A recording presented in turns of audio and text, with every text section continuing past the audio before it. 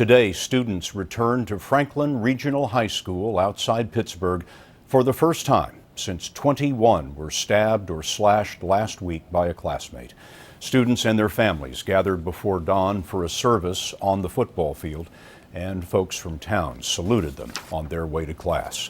4 students remain in the hospital tonight. The suspect, 16-year-old Alex Ryball, is charged with attempted homicide and aggravated assault. In addition to the students, a security guard was stabbed. A lot of schools these days are arming their guards, some of them with tasers. And Anna Werner has been looking into this. This security video from Cedar Creek High School in Bastrop, Texas, captured what happened when an officer shot 17-year-old Noe Nino de Rivera with a taser.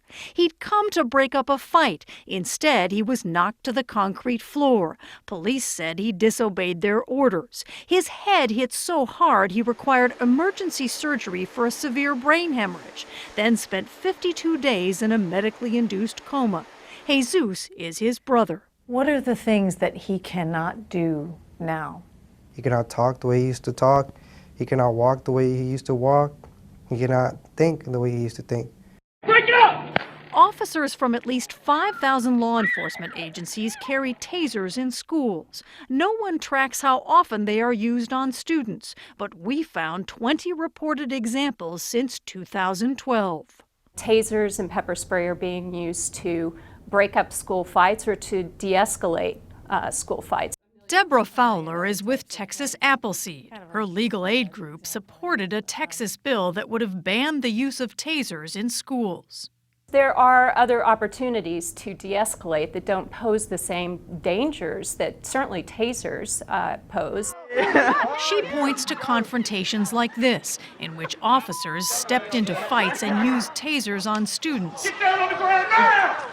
Since 2005, legislators in at least 4 states have proposed banning taser use in schools. In Texas, the state's largest police union opposed any ban. Charlie Wilkeson is the union's executive director. Did your group study the potential hazards of tasers or stun guns on adolescents and their bodies before opposing this legislation? No, we studied what would happen to cops if you had open season on them without all their weapons. So the answer is no, you didn't study the effects on adolescents. We're not advocating on behalf of children. We're advocating on behalf of real, live, licensed, trained peace officers who risk their lives every day. We found a half-dozen reports of officer injuries in schools since 2012. But Noe Nino de Rivera's family believes students face a greater risk. The teen is now in a brain rehabilitation center where he's expected to stay another 6 months. Anna Werner, CBS News, Bastrop, Texas.